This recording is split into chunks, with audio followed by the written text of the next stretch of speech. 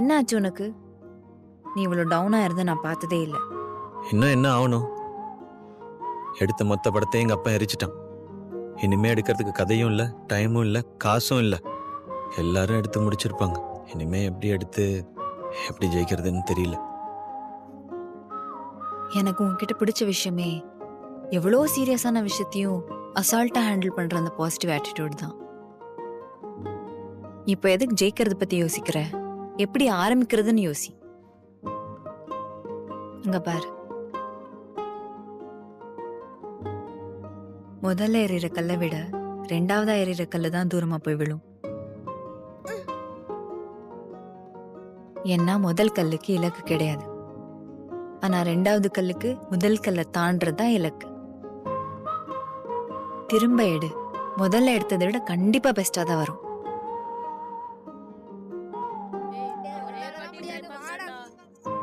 இந்தா, இதை வச்சு ஸ்டார்ட் பண்ணு. மத்தது அப்புறம் பாத்துக்கலாம். ம்?